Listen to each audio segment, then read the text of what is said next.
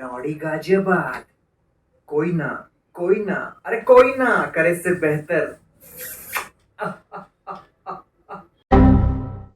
Hey guys, what's up? Welcome back to my channel.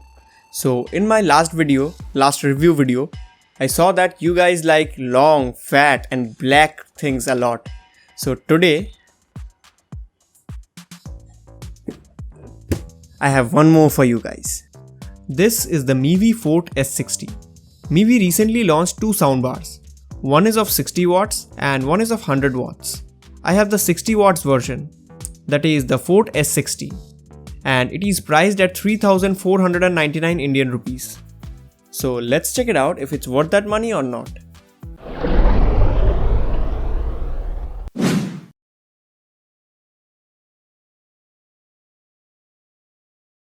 So just before starting the review, I want to say that the packaging is very good.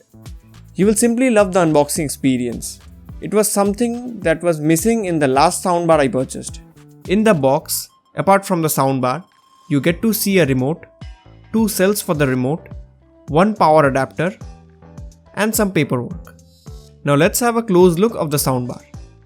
So the soundbar is completely made of glossy black plastic, except for the front mesh. The front mesh is of metal and it is in matte black color.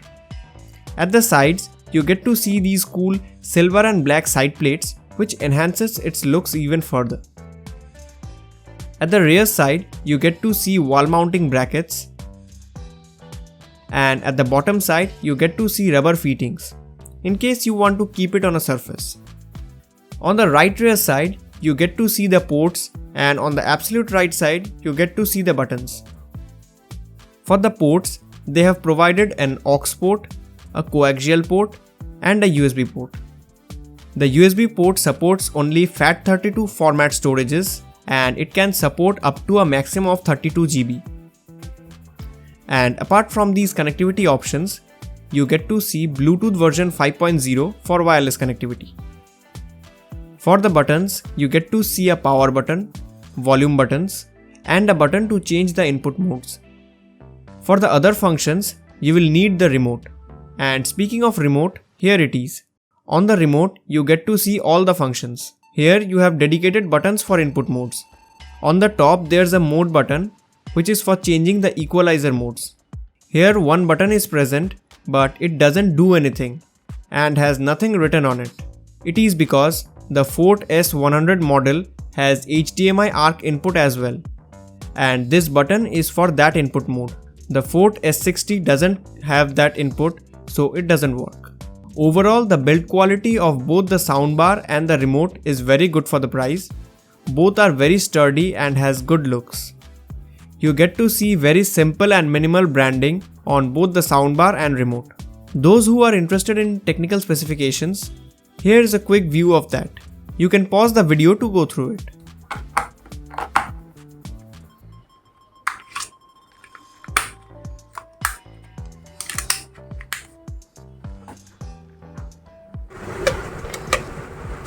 Bluetooth mode. Now let me give you a quick sound test and then I will continue with the review.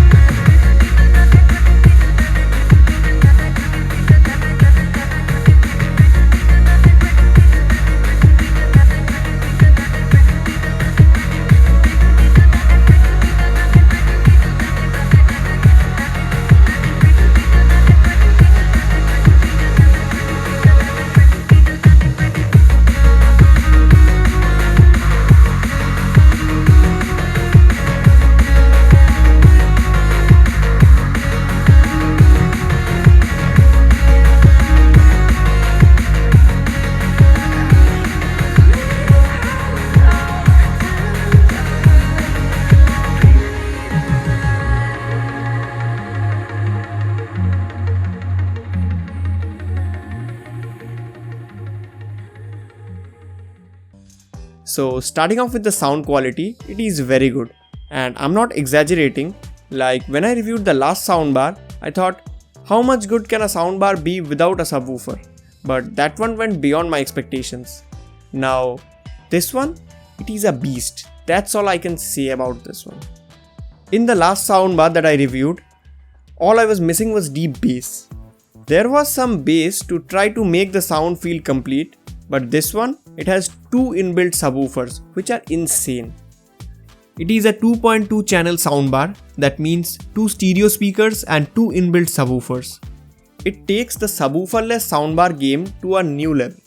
And I mean soundbars that do not come with dedicated subwoofers.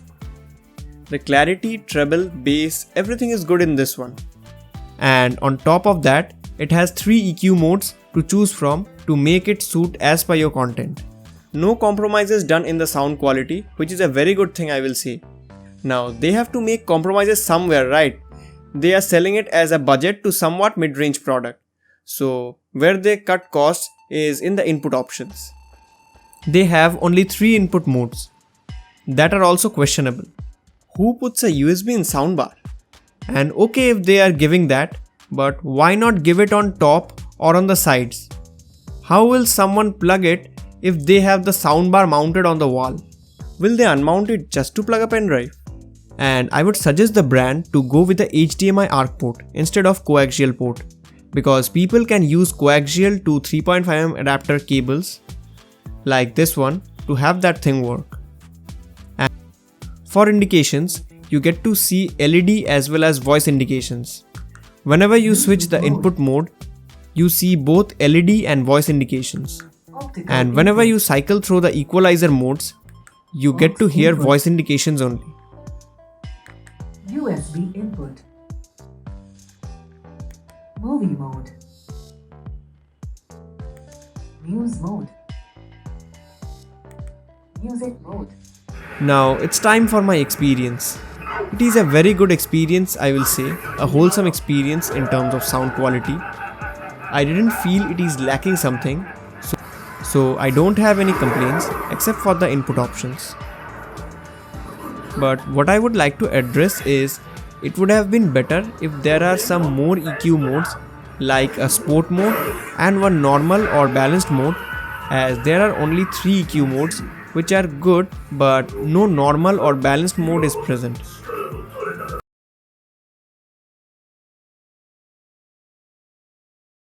This is a very good product and I can recommend it to anyone who is searching for a soundbar and has no issues in compromising with not having a digital input. The sound and build quality is really good. It's just the input options. So this is it for this video. I hope you enjoyed it, and if you did, then don't forget to hit the like button and subscribe for more videos like this. I will be catching you guys in the next one. Until then, peace out.